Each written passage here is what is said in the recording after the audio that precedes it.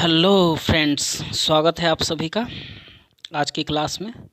ये सारे वर्ड्स मैंने आप लोगों की सुविधा के लिए लिख दिए हैं, आप इसे नोट डाउन कर लीजिए और तब हम लोग बढ़ते हैं आज के एडिटोरियल की तरफ। आशा करता हूँ आप लोग इसे नोट कर चुके होंगे। चलिए आगे चलते हैं। थोड़े से वर्ड्स ये भी हैं, इन्हें भी आप नोट डाउन कर लीजिए। और अभी मैं फ़िलहाल द टाइम्स ऑफ इंडिया के ही एडिटोरियल्स लेकर आ रहा हूँ, क्योंकि अभी मेरे पास वही पेपर उपलब्ध है। और ये भी कि अभी मैंने शुरू ही किया है, तो अभी मैं इसी से शुरुआत कर रहा हूँ। लेकिन अगर आप लोग आगे मेरे सब्सक्राइबर्स बढ़ेंगे तो उन लोगों की जो डिमांड होगी, जो भी पेपर, उसके अकॉर्डिंग मैं क्लासेस लेकर आया करूँगा। फ़िलहाल तो द टाइम्स ऑफ इंडिया ही लेकर आ रहा हूँ। तो ठीक है, इसे नोट डाउन कर लीजिए। आशा करता हूँ आप नोट डाउन कर चुके होंगे। हम लोग आगे बढ़ते हैं। तो चलिए शुरू करते हैं। आज के एडिटोरियल का नाम है योर जॉब योर लाइफ। जैसा कि इसके नाम से ही इसके हेडिंग से ही पता चल रहा है कि आपका जॉब आपका जीवन। यानी इसमें जो इस एडिटोरियल में जॉब के बारे में बात की गई है कि ज़्यादातर भारतीय जो हैं वो जॉब ढूंढने के लिए क्या करते हैं, दूसरे देशों में जाते हैं। लेकिन वहाँ पे जाने के बाद वो जाते तो जॉब के लिए हैं, लेकिन कुछ से कुछ हो जाता है, उनके साथ धोखाधड़ी हो जाती है। तो ये सारी बातें की गई है। और भारतीय जो युवा वर्ग हैं उन्हें जॉब के लिए दूसरे देशों में क्यों जाना पड़ता है, इसका रीज़न क्या है, इन सब चीज़ों के बारे में इसमें बताया गया है। तो चलिए हम लोग आगे बढ़ते हैं। इसका टाइटल है टाइटल तो हो गया योर जॉब योर लाइफ। अब आगे इसके बारे में शॉर्ट में बताया गया है कि SOS from Indians working in Ukraine war zone shows why governments must monitor private agents. SOS जो है वो कुछ एक तरह का है जो मतलब कह सकते हैं, जैसे मैगज़ीन वगैरह होता है ना, जैसे मॉनिटर चीज़ों को देखा जाता है, उसका उसकी कुछ सूची तैयार की जाती है, वही उसी को SOS लिखा हुआ है। यहाँ फुल फॉर्म कहीं दिया तो नहीं है, तो इसका फुल फॉर्म मैं बता नहीं सकता हूँ, लेकिन मुझे ऐसा लग रहा है इसको पढ़ने से कि ऐसा ही कुछ होगा ये SOS का मतलब। ठीक है, तो SOS भारतीयों से, ऐसे भारतीय जो कि काम कर रहे हैं, वर्किंग मतलब काम करना, कहाँ, यूक्रेन में, यूक्रेन वॉर जोन में। जोन का मतलब होता है क्षेत्र, वॉर मतलब युद्ध। यूक्रेन में युद्ध चल रहा है, आप लोग जानते ही हैं। तो यूक्रेन के वॉर वाले क्षेत्र में जो भारतीय हैं वो काम कर रहे हैं, तो उसका जो SOS आया है वो दिखाता है। शो मतलब दिखाना, और यहाँ पे V5 का यूज है, शोज मतलब दिखाता है। प्रेजेंट टेंस का वाक्य है ये। ठीक है, वाई मतलब क्यों, गवर्नमेंट मतलब सरकारें, मस्ट मतलब निश्चित रूप से चाहिए, मस्ट का मतलब चाहिए होता है, निश्चित रूप से कोई चीज़ करना चाहिए। मस्ट एक मॉडल एक्सिलरी वर्ब है। मॉनिटर मतलब निरीक्षण करना, देखरेख करना। प्राइवेट एजेंट मतलब प्राइवेट एजेंट। ठीक है, तो यूक्रेन के वॉर जोन में काम करने वाले भारतीयों का जो एक डेटा आया है, SOS आया है, वो ये दिखाता है कि क्यों सरकारों को निश्चित रूप से प्राइवेट एजेंट जो भी होते हैं उनकी देखरेख करनी चाहिए, उनका निरीक्षण करना चाहिए। ठीक है, चलिए अब हम लोग फर्स्ट पैराग्राफ की तरफ बढ़ते हैं। ये फर्स्ट पैराग्राफ है। Indians rarely restrict a search for jobs to their own country. Indian मतलब इंडियन, रेयरली मतलब कभी कभार, बिरले ही, शायद ही। रेस्ट्रिक्ट करते हैं, रेस्ट्रिक्ट मतलब अपने आप पे विराम लगाते हैं। रेस्ट्रिक्ट करना, रोकना, रोकते हैं। सर्च मतलब सर्च करना, ढूंढना। जॉब मतलब जॉब, देयर मतलब अपने, देयर ऑन मतलब अपने, कंट्री मतलब देश। ठीक है, ये भी सिंपल प्रेजेंट टेंस का वाक्य है। तो इंडियंस कैसे समझ रहा हूँ कि मैं सिंपल प्रेजेंट टेंस का वाक्य है, क्योंकि जो भी सिंपल प्रेजेंट टेंस का वाक्य होता है ना, ये एफर्मेटिव सेंटेंस, कई तरह के सेंटेंस होते हैं। ठीक है, एफर्मेटिव सेंटेंस होता है, नेगेटिव सेंटेंस, इंट्रोगेटिव सेंटेंस। तो ये एफर्मेटिव सेंटेंस है क्योंकि इसमें नॉट नहीं लगा हुआ है या क्वेश्चन नहीं पूछा हुआ है। क्वेश्चन पूछा रहता है तो उसको इंट्रोगेटिव सेंटेंस बोलते हैं, नॉट लगा रहता है तो उसको नेगेटिव सेंटेंस बोलते हैं। नेगेटिव सेंटेंस भी एफर्मेटिव का ही पार्ट होता है, एफर्मेटिव सेंटेंस में ही आता है। तो ये सब सिंपल प्रेजेंट टेंस में सब्जेक्ट के बाद डायरेक्टली वर्ब का फर्स्ट फॉर्म या फिफ्थ फॉर्म यूज होता है। तो यहाँ पे इंडियंस रेयरली रिस्ट्रिक्ट, देखिए सब्जेक्ट का यूज हुआ है और फिर रेस्ट्रिक्ट वर्ब का फर्स्ट फॉर्म यूज है। फर्स्ट फॉर्म क्यों यूज है? क्योंकि यहाँ सब्जेक्ट क्या है? प्लुरल है, ठीक है। रेयरली एक एडवर्ब है, ठीक है। एडवर्ब का यूज वर्ब से पहले होता है। एडवर्ब किसे कहते हैं? एडवर्ब उसको बोलते हैं जो किसी वर्ब, एडजेक्टिव या किसी दूसरे एडवर्ब को क्वालिफाई करता है, उसकी विशेषता को बताता है, ठीक है। तो कह रहा है कि इंडियंस जो है शायद ही कभी जॉब के को ढूंढने के लिए अपने आप को अपने देश तक ही सीमित करते हैं। रेस्ट्रिक्ट मतलब सीमित करना भी होता है, ठीक है। आगे बढ़ते हैं। They are to be found across job markets. They मतलब वे, आर मतलब होते हैं, फाउंड मतलब पाए जाते हैं, पाया जाना, अक्रॉस मतलब के पार या पूरा, जॉब मार्केट मतलब जॉब मार्केट। ये प्रेजेंट टेंस का वाक्य है, ठीक है। तो यहाँ पे दे आर टू बी लिखा है, मतलब वे लोग सारे के सारे जॉब मार्केट हैं वहाँ पे पाए जाते हैं। कौन? भारतीय लोग। लगभग जितने भी देश में जॉब मार्केट हैं तो मैक्सिमम देशों में उन्हें वो पाए जाते हैं, मिल ही जाते हैं आपको। Globally they are the largest international migrant population. Globally मतलब वैश्विक तौर पे, दे मतलब वे, आर मतलब हैं, लार्जेस्ट मतलब सबसे ज़्यादा, सबसे बड़े, इंटरनेशनल मतलब अंतर्राष्ट्रीय, माइग्रेंट मतलब प्रवासी जो एक देश से दूसरे देश में जाते हैं, पॉपुलेशन मतलब जनसंख्या। तो वैश्विक रूप से वो क्या है? जो अंतर्राष्ट्रीय प्रवासी जो जनसंख्या है उसमें वो सबसे ज़्यादा है, ठीक है। In 2020 there were 17.9 million Indians working abroad. In मतलब में 2020 देयर एक सब्जेक्ट, देयर का यूज यहाँ सब्जेक्ट के रूप में है, और देयर का यूज जब सब्जेक्ट के रूप में होता है तो उसका कोई मीनिंग नहीं होता है, ठीक है। वर का यूज है इसलिए ये पास्ट टेंस का वाक्य है। 17.9 मिलियन, समझिए मिलियन किसको बोलते हैं? 10 लाख को 1 मिलियन कहा जाता है, ठीक है। इंडियंस मतलब भारतीय, वर्किंग मतलब काम करते हुए, अब्रॉड मतलब अपने देश के बाहर दूसरे देशों में, ठीक है। तो कह रहा है 2020 में 17.9 मिलियन भारतीय जो हैं वो विदेशों में काम कर रहे थे, ठीक है। As a result India is the largest recipient of international remittances. As a result मतलब परिणाम स्वरूप, के रिजल्ट में, ठीक है। इंडिया होगा, इज मतलब है, ये भी प्रेजेंट टेंस का, जहाँ भी इज आर लगे दिख जाए तो वो प्रेजेंट टेंस का वाक्य होता है। वॉज वर दिख जाए तो वो पास्ट टेंस का वाक्य होता है। शैल विल ये सब दिख जाए तो वो फ्यूचर टेंस का वाक्य होता है, ठीक है। तो भारत लार्जेस्ट मतलब सबसे बड़ा, रेसिपिएंट मतलब प्राप्तकर्ता, ऑफ मतलब काके की, बता ही चुका हूँ कई बार, ऑफ प्रीपोजिशन होता है। इंटरनेशनल मतलब अंतर्राष्ट्रीय, और रेमिटेंस मतलब पैसा। कौन सा पैसा? जो बाहर भेजा जाने वाला पैसा होता है उसको रेमिटेंस बोलते हैं, ठीक है। तो कह रहा है कि परिणाम स्वरूप भारत क्या है? जो अंतर्राष्ट्रीय यानी दूसरे देशों से भेजे जाने वाले पैसे हैं उसका सबसे बड़ा प्राप्तकर्ता है, ठीक है। In 2023, World Bank estimated that India received $125 billion through remittances, ठीक है। वर्ल्ड बैंक मतलब वर्ल्ड बैंक, एस्टिमेट मतलब अनुमान लगाना, ठीक है। दैट मतलब कि, यहाँ दैट क्या है?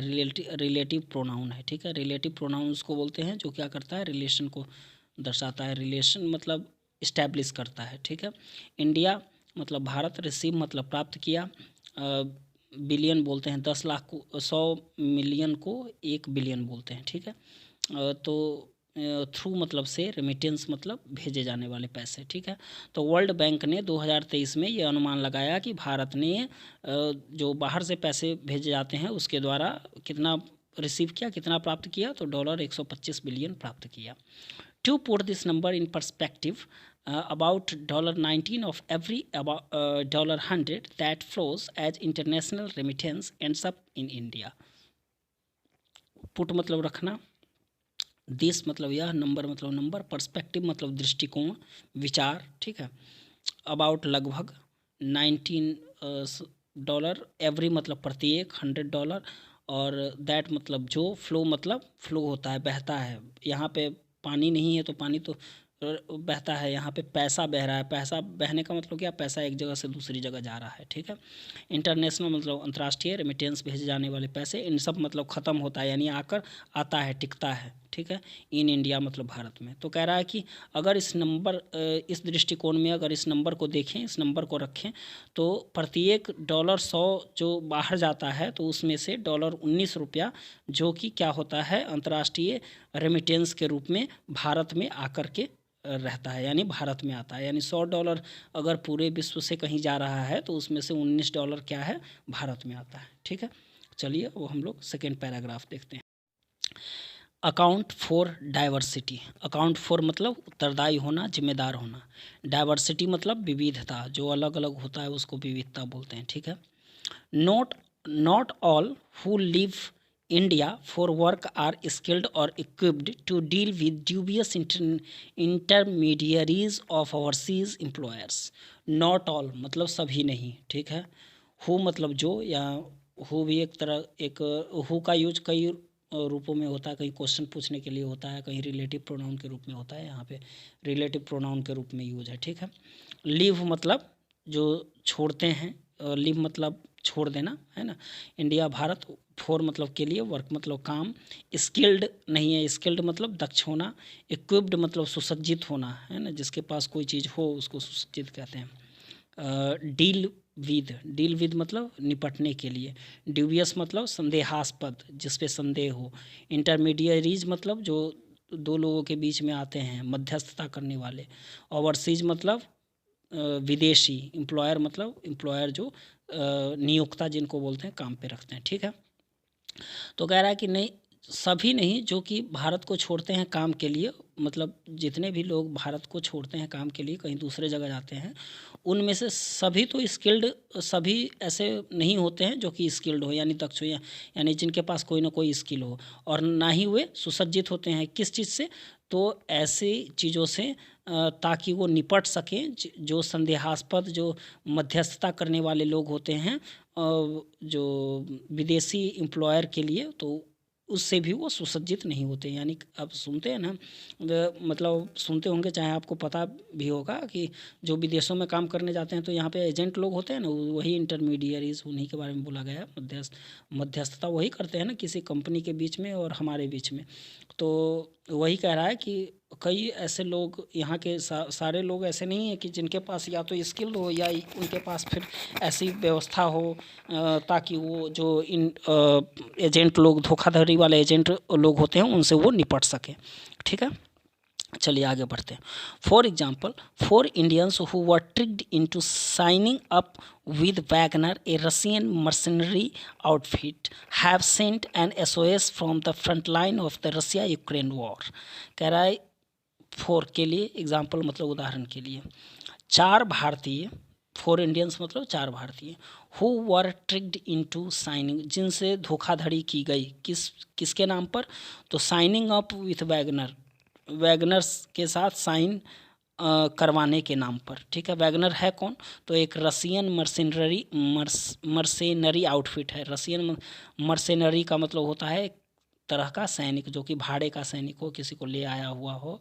तो जो यहाँ पे मर्सेनरी आउटफिट यानी पोशाक होता है, ठीक है। तो रसियन सैनिक के पोशाक का वाला मतलब कोई आदमी था जो क्या होगा कि रसियन सैनिक में भर्ती कराने के नाम पे उससे साइन करवाया होगा। तो रसियन सैनिक को लिखा हुआ है रसियन मर्सेनरी आउटफिट, और उसने क्या कर दिया है, हैव सेंट भेज दिया है एक SOS, कहाँ से, तो रसिया यूक्रेन वॉर के जो फ्रंट लाइन मतलब सीमावर्ती इलाके से उसने एक SOS भेज दिया है, ठीक है। धोखाधड़ी किया उससे, मतलब जो 4 लोगों को है, उसने कहा कि भैया हम रसिया यूक्रेन वॉर के सीमावर्ती क्षेत्र पर की यहाँ पे देखिए अभी सैनिकों की भर्ती चल रही है, हम आपका सैनिक में भर्ती करवा देंगे, और मतलब आपका सैनिक में जो है वो क्या कहते हैं उसको, नियुक्ति आपको मिलेगी।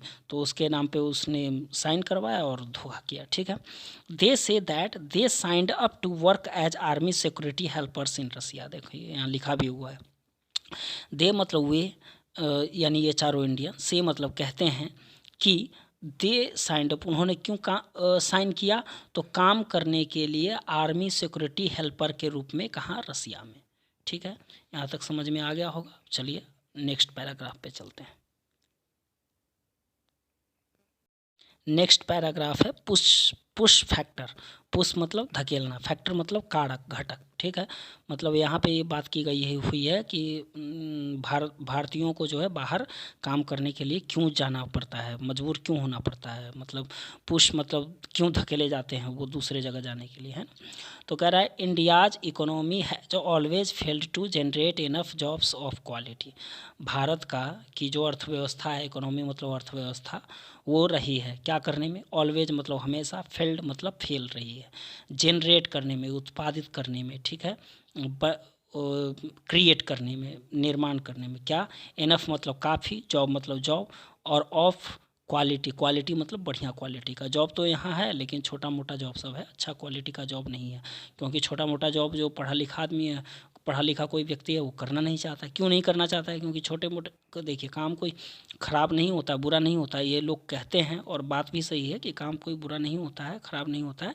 लेकिन दिक्कत क्या है कि कोई भी व्यक्ति पढ़ाई क्यों करता है, इसलिए करता है क्योंकि वो सोचता है कि मुझे अच्छा जीवन यापन मिले, मुझे मेरे पास अच्छे पैसे आएँ, है ना, काम का ज़्यादा प्रेशर नहीं हो, ये वो कई तरह की चीज़ें सोच करके ही लोग कोई भी पढ़ाई करता है, या फिर उसके माँ बाप उसे पढ़ाते हैं। लेकिन पता चले कि नहीं, हमें पढ़ लिख करके कोई छोटा मोटा काम करना पड़ रहा है, जैसे मजदूरी करनी पड़ रही है, ये वो, तो ये लोग नहीं करना चाहते हैं। यहाँ पे हम ये नहीं कहेंगे कि लोगों की सोच होती है कि लोग कोई इसलिए नहीं करना चाहता क्योंकि वो छोटा काम है। काम छोटा नहीं है, एक्चुअली दिक्कत ये है कि उसमें ना पैसा है। आप काम करेंगे तो आपके ही समाज के लोग आपकी इज्जत नहीं करेंगे, कहेंगे अरे ये तो क्या करता है, ये तो ऐसे है वैसे है, मतलब 50 तरीके के बातें बनाते हैं। कि हमें हर किसी का रिस्पेक्ट करना चाहिए, हर किसी को का आदर सम्मान करना चाहिए, लेकिन ऐसा होता नहीं है समाज में। समाज में लोग कहने के लिए कुछ भी कह देते हैं ऐसे वैसे, लेकिन वो उसी का रिस्पेक्ट करते हैं जिसके पास पैसा हो, जिसका जीवन स्तर अच्छा हो। ठीक है, तो यही बातें हैं। तो कह रहा है कि भारत की जो अर्थव्यवस्था है वो हमेशा से क्या रही है, अच्छी क्वालिटी की, अच्छी मात्रा में जॉब को जनरेट करने में मतलब फेल रही है, असफल रही है। ठीक है, अगर ऐसा होने लगे, आप कल से ही देखिए, अगर कल से ही किसी मज़दूर को लोग सम्मान देना शुरू कर दे, पैसा कम भी दे, तो लोगों को दिक्कत नहीं होगी, मतलब छोटा मोटा काम करने में भी। लेकिन दिक्कत तो मेन चीज़ यही है कि लोगों के दिमाग में बैठा हुआ है, लोगों ने अपना सोच बना रखा है। ये सारी चीज़ें हैं, बहुत सारी चीज़ें, इन चीज़ों को आप लोग समझते भी हैं। खैर चलिए हम लोग पढ़ते हैं आगे। तो even in urban India more than 40% of the workforce is self-employed, a sign that decent jobs are inadequate।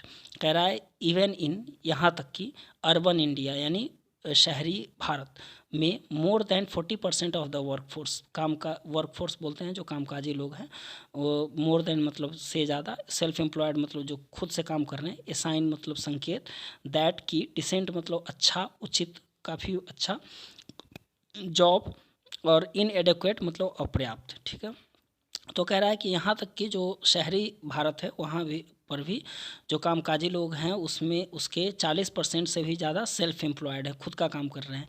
ये एक संकेत है कि भारत में जो अच्छी जॉब हैं, जो अच्छी जॉब होनी चाहिए, वो उनकी मात्रा काफ़ी कम है, वो अपर्याप्त है। ठीक है, this scarcity allows criminals to exploit the desperation of youth. This मतलब यह, स्कार्सिटी मतलब कमी, अलाउज मतलब अनुमति देता है, क्रिमिनल मतलब क्रिमिनल लोगों को, एक्सप्लॉइट यानी शोषण करने का, डेस्परेशन मतलब निराशा, यूथ मतलब यूथ। तो ये कमी जो है, वो जो युवा लोग हैं उनकी जो निराशा है, उस का शोषण करने का किन लोगों को मौका देता है, तो जो क्रिमिनल लोग हैं उनको। ये लोग जो धोखाधड़ी करते हैं वो एक तरह के क्रिमिनल ही हुए, तो यहाँ पे क्रिमिनल लिखा हुआ है। ठीक है, चलिए आगे नेक्स्ट पैराग्राफ पे हम लोग पढ़ते हैं। Issue isn't overseas jobs. Issue मतलब मुद्दा, इजंट मतलब नहीं है, ओवरसीज मतलब बाहर, देश से बाहर, जॉब मतलब काम, यानी ये मुद्दा नहीं है। लोग ऐसा नहीं है कि बाहर शौक से काम करने जा रहे हैं कि नहीं भाई भारत में तो जॉब है लेकिन फिर भी हमें विदेश में काम करने में मज़ा आता है, हम विदेश में जाएंगे काम करने, तो ऐसा कोई मुद्दा नहीं है। यहाँ पे बात को अलग है। अलग क्या है? क्योंकि यहाँ पे जॉब नहीं है। जॉब है भी तो छोटी मतलब अच्छी क्वालिटी की जॉब नहीं है। तो कह रहा है कि youth can not be protected from exploitation by making it hard for them to take up jobs overseas. Youth मतलब युवा, कैन नॉट मतलब नहीं क्या हो किया जा सकता है, प्रोटेक्टेड मतलब सुरक्षा, फ्रॉम मतलब से, एक्सप्लॉइटेशन मतलब शोषण, बाय मतलब के द्वारा, मेकिंग मतलब बनाकर, इट मतलब इसे, हार्ड मतलब कठिन, फॉर मतलब के लिए, देम मतलब उन लोगों के लिए, टेकअप मतलब लेना, जॉब्स मतलब जॉब्स, ओवरसीज मतलब विदेशों में। तो कह रहा है कि जो युवा लोग हैं उनको उनका शोषण से सुरक्षा नहीं किया जा सकता है, इसको कठिन बना करके, ताकि उनको वो जॉब में ये जॉब ले। ठीक है।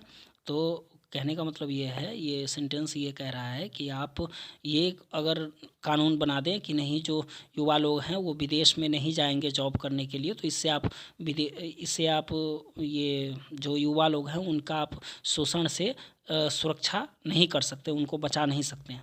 The large quantum of remittances that come in each year stabilises consumption patterns of vulnerable families. कह रहा है कि बड़ी मात्रा में, लार्ज मतलब बड़ी मात्रा में, क्वांटम मतलब मात्रा, रेमिटेंस मतलब जो बाहर से पैसा आता है, दैट मतलब जो, कम मतलब आना, ईच ईयर मतलब प्रत्येक वर्ष, स्टेबलाइज मतलब स्थिर होना। ठीक है। कंजम्पशन मतलब उपभोग, पैटर्न मतलब पैटर्न, वल्नरेबल मतलब कमज़ोर, फैमिली मतलब परिवार। तो जो बड़ी मात्रा में जो रेमिटेंस यानी बाहर से पैसा आता है वो प्रत्येक वर्ष आता है, और वो कंजम्पशन पैटर्न जो है उसको स्थिर करता है। किसके कंजम्पशन पैटर्न को? तो जो कमज़ोर तबके के लोग हैं उनके कंजम्पशन पैटर्न को, उपभोग के पैटर्न को। यानी कहने का मतलब है कि उसको स्थिर करता है, ताकि उससे क्या है कि गरीब लोग, जो कमज़ोर लोग हैं, वो कंज्यूम कर पाते हैं चीज़ों को। ठीक है। क्योंकि जो बाहर से पैसा आता है उससे देश फिर विकास करता है ना, क्योंकि वो पैसा तो देश में ही आ रहा है, तो इससे फिर जो छोटे मोटे लोगों को काम मिलता है तो वो अपना स्टेबलाइज हो पाते हैं। ठीक है। चलिए हम लोग आगे नेक्स्ट पैराग्राफ पे बढ़ते हैं। इजराइल रूट, इजराइल का रास्ता। ठीक है। One way of preventing exploitation is to ensure a degree of oversight in recruitment. कह रहा है कि एक तरीका जो है, वे मतलब तरीका, प्रिवेंटिंग मतलब रोकने का, एक्सप्लॉइटेशन मतलब शोषण, इंश्योर मतलब सुनिश्चित करना, एक डिग्री मतलब एक स्थिति तक, ओवरसाइट मतलब जो दूसरे जगह जाते हैं उसको ओवरसाइट बोलते हैं, मतलब दूसरे देशों में, रिक्रूटमेंट मतलब रिक्रूटमेंट में, नियुक्ति में। तो कह रहा है कि जो शोषण से रोकने का एक तरीका है वो सुनिश्चित किया जाए कि जो विदेशों में जो रिक्रूटमेंट के लिए लोग जा रहे हैं उसमें एक डिग्री होना चाहिए कि इतने तक के पढ़े लिखे लोग ही जाएंगे। ठीक है। Recently when the Israel government looked at filling skilled labour gaps in its construction industry by recruiting Indian workers, there were 2 layers of government involve in the process. कह रहा है कि रिसेंटली मतलब होता है हाल ही में, जब अभी मैं अब क्योंकि ये काफ़ी लंबा वीडियो हो जाएगा तो मैं अब एक एक मीनिंग नहीं बता रहा हूँ, डायरेक्टली इसका पूरा जो मीनिंग है वो बता रहा हूँ। तो हाल ही में जब इजराइल गवर्नमेंट ने क्या किया कि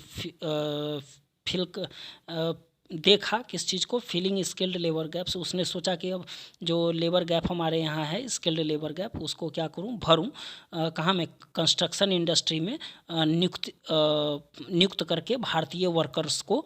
तो उन्होंने 2 लेयर गवर्नमेंट, उन्होंने देखा कि प्रक्रिया में जो गवर्नमेंट सरकार इन्वॉल्व है उसका 2 लेयर था। ठीक है।